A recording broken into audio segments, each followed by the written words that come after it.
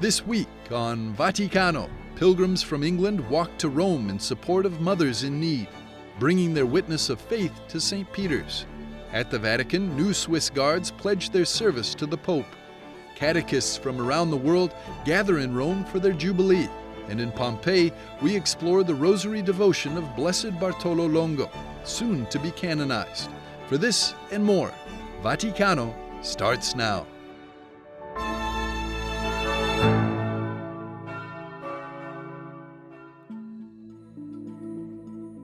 Nearly half of pregnancies in the United Kingdom are unexpected, and unfortunately, the situations women find themselves in can range anywhere from terrified to surprised. 4 representatives from the UK-based charity Life, together with other pilgrims, flew from England to Italy and walked 69 miles to St. Peter's Square to raise funds for the charity to be able to continue their practical and compassionate approach to supporting women. Without the politics and without judgment, Life opens their doors to anyone who's in the midst of some of the most challenging pregnancy circumstances, showing women that there's always a better option than choosing abortion and that they're never alone. There is support available. It's non-directional counselling and physical support. There are life houses which are established in order to allow women to come in to the house with their newborn babies. I look for charities that do things, and Life Charity actually does things for women in pregnancy, women trying to be pregnant, women probably who've got a troublesome pregnancy or pregnancy maybe they don't want. Life maintains that a positive pregnancy test shouldn't be feared, but for many, an unexpected pregnancy can bring pressure to make a decision they don't truly want. I was groomed by a convicted paedophile, and once my family found out I was pregnant, I was kind of told that I had to have an abortion. It's not just the counselling that benefited me, it was also my journey into the Catholic faith, being able to go to confession, being able to speak to my local priest about anything that I was struggling with.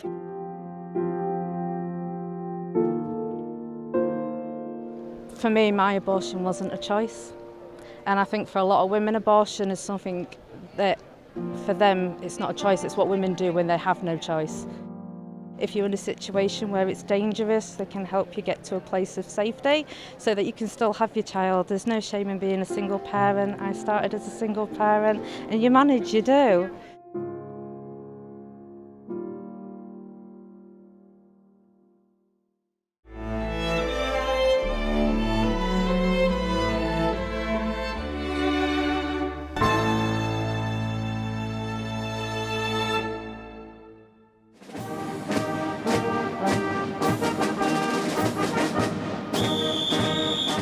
For the Pontifical Swiss Guard, this is the most important day of the year.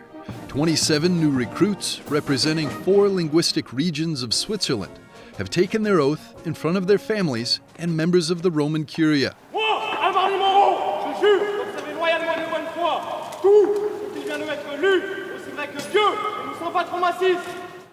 The traditional swearing-in ceremony inside Vatican City commemorates the sacrifice of 147 guards who gave their lives defending Pope Clement VII during the devastating 1527 attack on Rome, known as the Sack of Rome. This year, however, the ceremony was not held on its traditional date of May the 6th, but exceptionally on Saturday, October the 4th. Dieses Jahr ist leider am 21. April Papst Franziskus verstorben und wir wussten, dass das Konklave... Sadly, Pope Francis passed away on April 21st, and with the conclave starting shortly afterward, it became clear that organizing the swearing-in on May 6th would not be possible. We still laid the traditional wreath to honor the fallen guards, but postponed the main celebrations with guests until October. Feierlichkeiten und den Gästen in den Oktober verschoben. This is a significant moment for the Church. Only a select few young Swiss men meet the strict requirements to join the world's smallest and oldest military corps.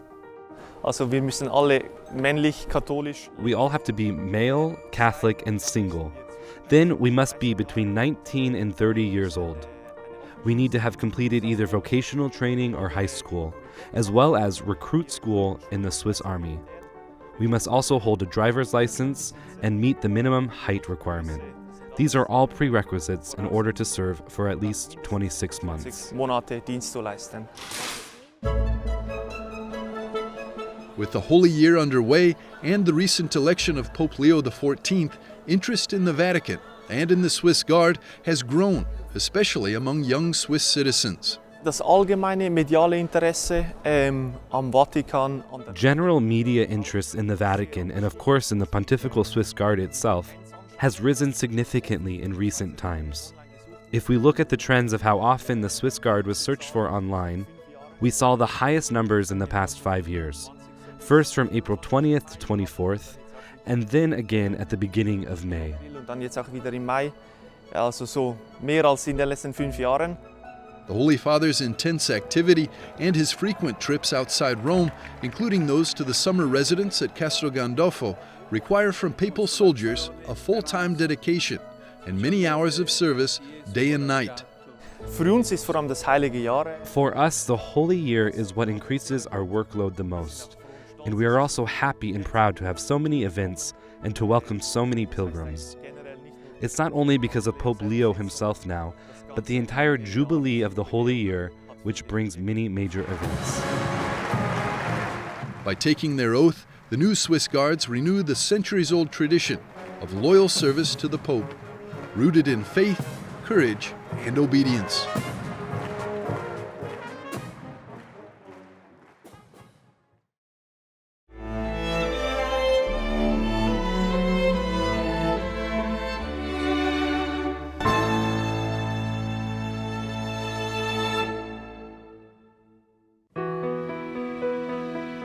More than 20,000 people from nearly 115 countries gathered in the Eternal City this weekend to celebrate the Jubilee of Catechists, held from September the 26th to the 28th. Tasked with guiding those seeking to learn about the faith and receive the sacraments, these church representatives from around the globe had the opportunity to meet Pope Leo XIV. On September the 27th, the Pontiff welcomed the participants during an audience in St. Peter's Square. Cari fratelli e sorelle, buongiorno. In his address, the Pope urged them to serve God's dream and to live out their faith within their own family and social contexts. Sei mamma? Are you a mother? A father?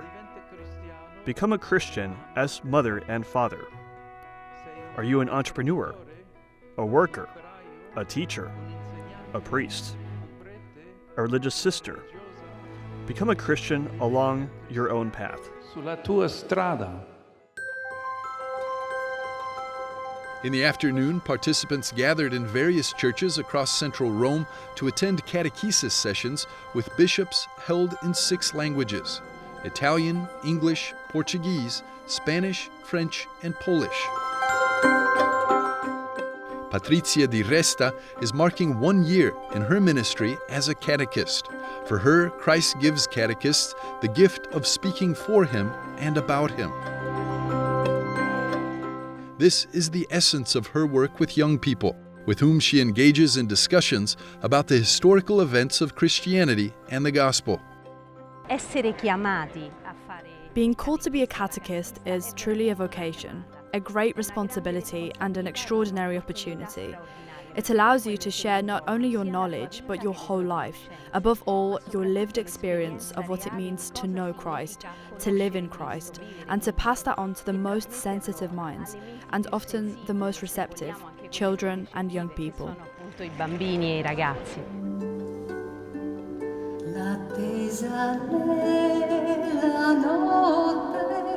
A concert was held at the Church of Sant'Andrea della Valle as part of the Jubilee celebrations. This musical afternoon, featuring the choir and orchestra, Fideles et Amati, was conducted by Tina Vasaturo.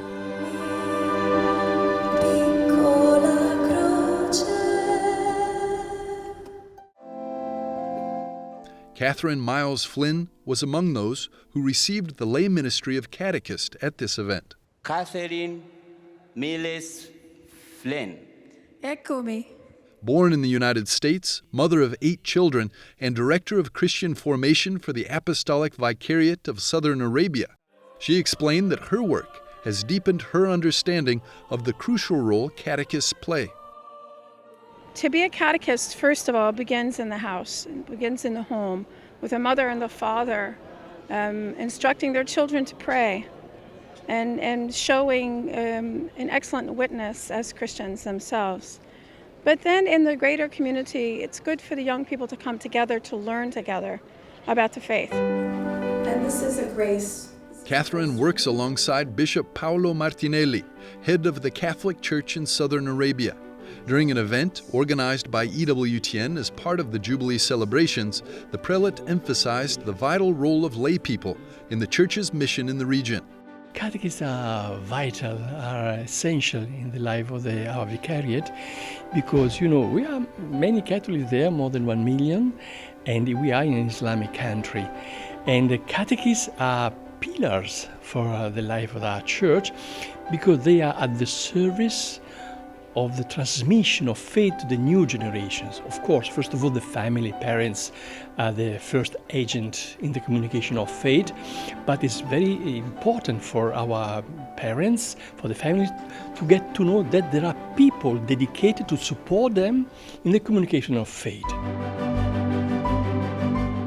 The highlight of the celebrations was the Mass on September the 28th, during which Pope Leo XIV instituted 39 new catechists from countries including Brazil, India, Mozambique, South Korea, England, Peru, Mexico, and the United States, among others.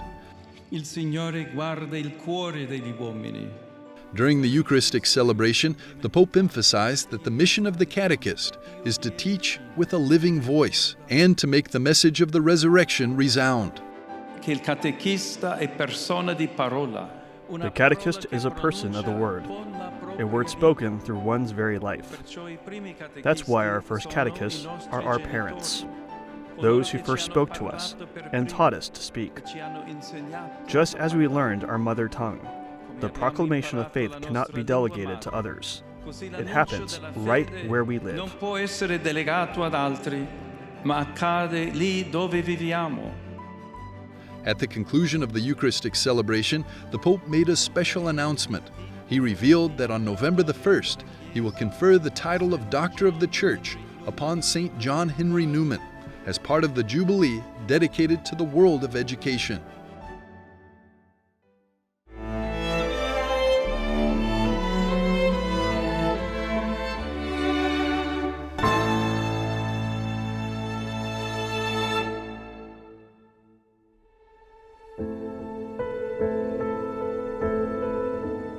Noi vediamo come il tempo in cui viviamo continua ad essere segnato da una dimensione.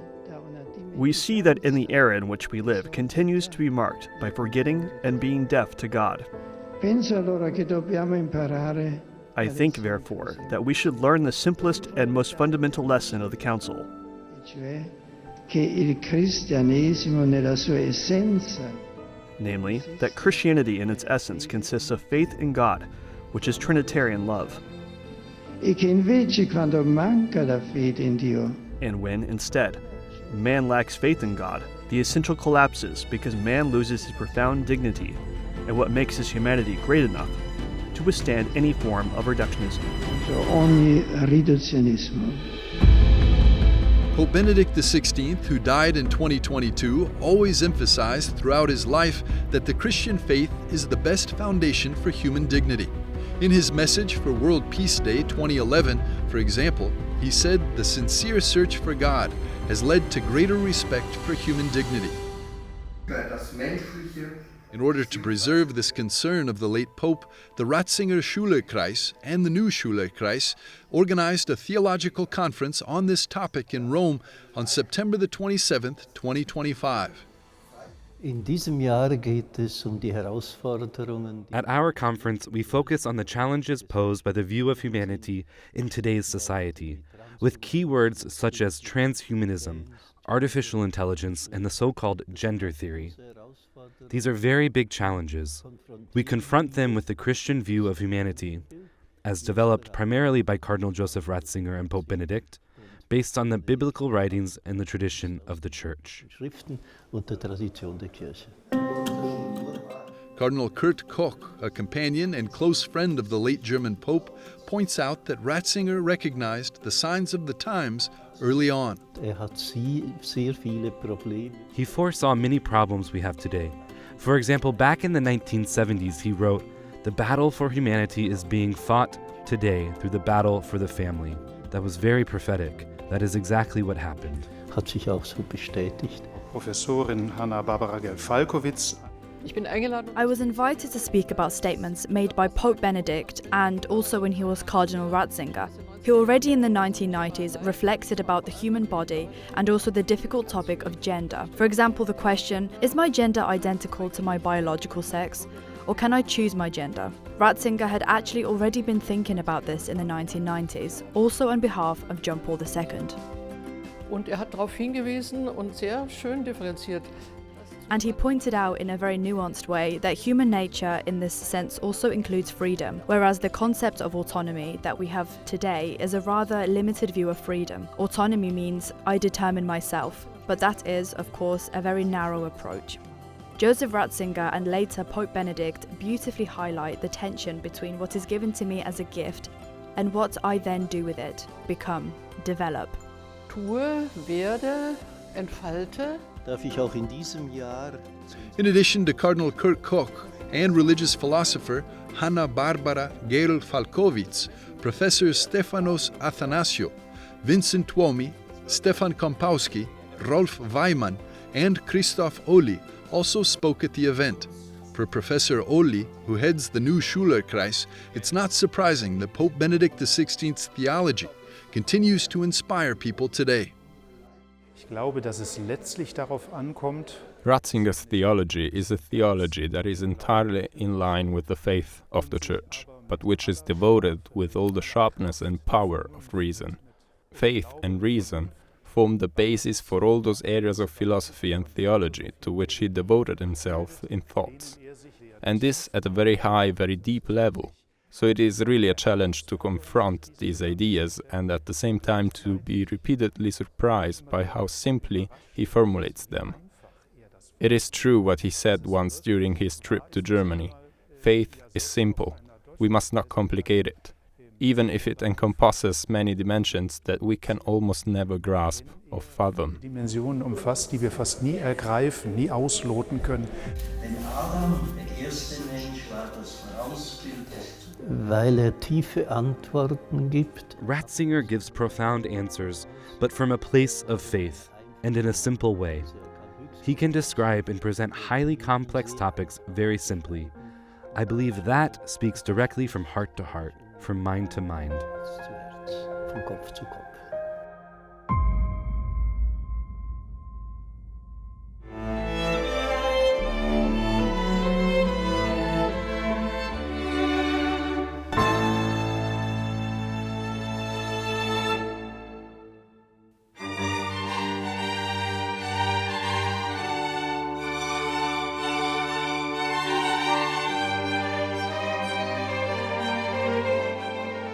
Pope Leo XIV will declare 7 new saints on October the 19th. One of them is Blessed Bartolo Longo, the first canonized knight of the Order of the Holy Sepulchre. Formerly deeply involved in the satanic occult, Bartolo converted to Catholicism after seeking guidance from a Dominican priest, who encouraged him to pray the Rosary when he was suffering from anxiety and depression and haunted by terrifying visions.